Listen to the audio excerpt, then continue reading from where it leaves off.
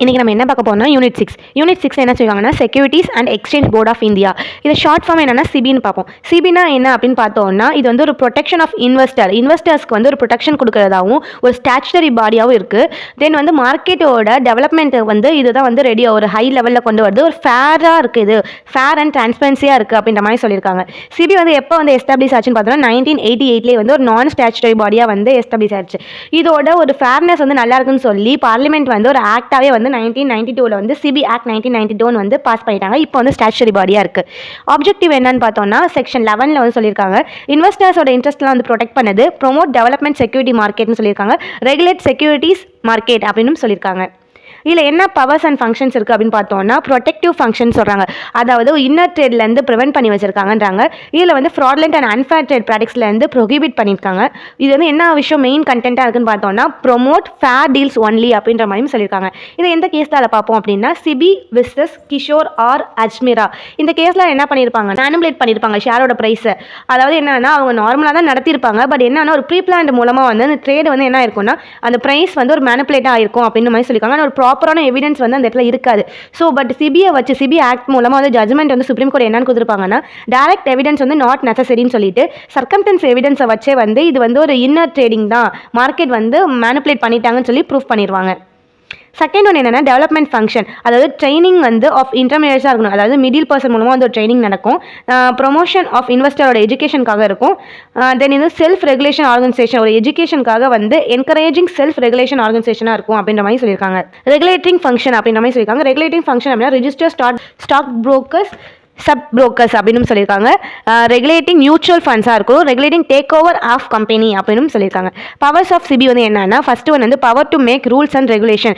கண்டிப்பாக வந்து சிபிக்குன்னு வந்து ரூல்ஸ் அண்ட் ரெகுலேஷன் இருக்கும். அது வந்து சென்ட்ரல் கவர்மெண்ட் மூலமாக வந்து அப்ரூவல் பண்ணியிருப்பாங்க. ஸோ செகண்ட் ஒன் வந்து பவர் டு இன்வெஸ்டிகேஷன். அதாவது சிபிக்கு வந்து எல்லா ரைட்ஸுமே இருக்காது. இன்னர் ட்ரேட் இல்லைனா ஃப்ராட் இல்லை மார்க்கெட்லேருந்து மேனிபுலேட் பண்ணிட்டாங்க அப்படின்னா இன்வெஸ்டிகேஷன் பண்ணுற எல்லா ரைட்ஸுமே இருக்குன்னு சொல்லி செக்ஷன் 11 கிளாஸ் C சொல்லியிருப்பாங்க.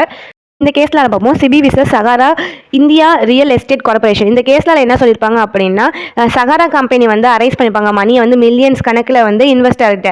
பட் அந்த இன்வெஸ்டர்ஸ் வந்து என்ன பண்ணியிருப்பாங்க அப்படின்னு பார்த்தோம்னா ஒரு கலெக்ட் ஆன மணியை வந்து சிபியோட ரூல்ஸை வந்து ஃபாலோ பண்ணாமல் ஒரு ப்ரைவேட் பிளேஸ்ன்னு சொல்லியிருப்பாங்க.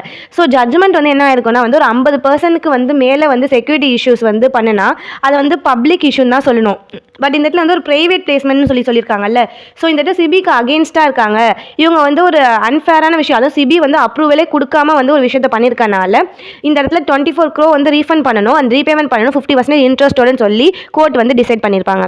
Power to impose penalty. சிபிக்கு வந்து fine and suspend, training and cancel registration பண்ணுறதுக்கான எல்லா ஒரு பவரும் இருக்குது அவங்களுக்கு அப்படின்ற மாதிரி சொல்லியிருப்பாங்க.